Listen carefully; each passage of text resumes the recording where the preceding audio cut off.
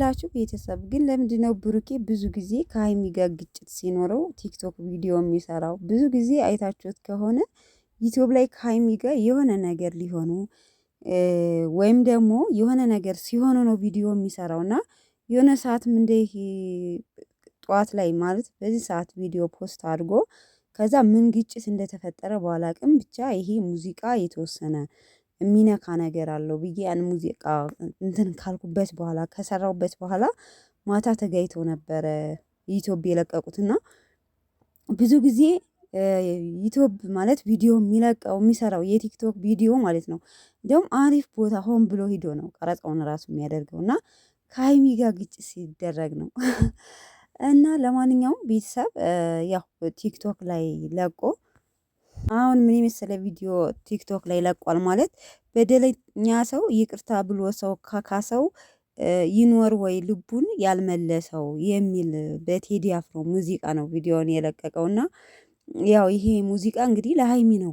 እኔ ምን በደልኩሽ ምን አስቀየምኩሽ ይቅርታስ ለምን አታረጊልኝም ማለት ይህን ያህል እኔ ነግሬሽ ነበረ የሚል ሙዚቃ ነው።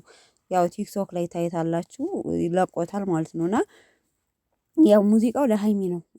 ለምን ከሀይሚ ጋር ስለተጋጨ ለሀይሚ መልእክት ለማድረስ ነው የተለቀቀው የሰራበት እና ሀይሚ ከሚገርማችሁ ሀይሚ ኮሜንት ሰጠች ላይክ አረገች ብዬ ቼክ አደርጋለሁ።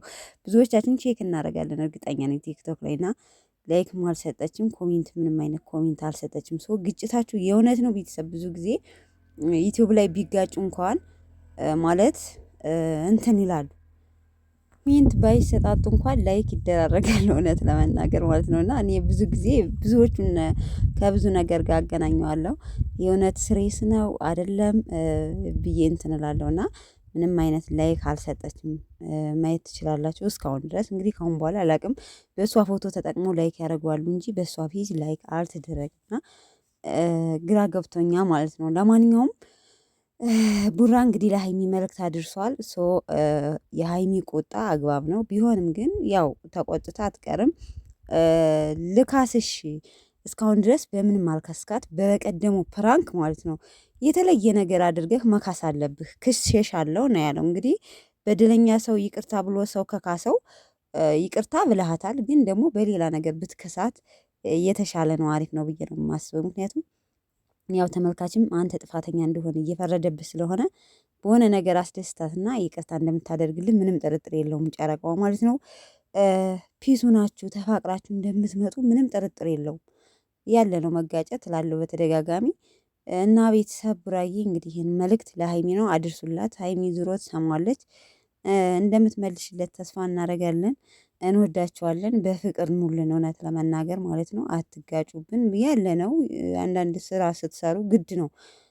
ለሰው ይመቸዋል ሳይሆን አይመቸውም አለ ሰው ግን ብዙ ነገር ይደረጋል ቀላል ነገር ነው። ብቻ በሰላም ኑልን ማለት ነው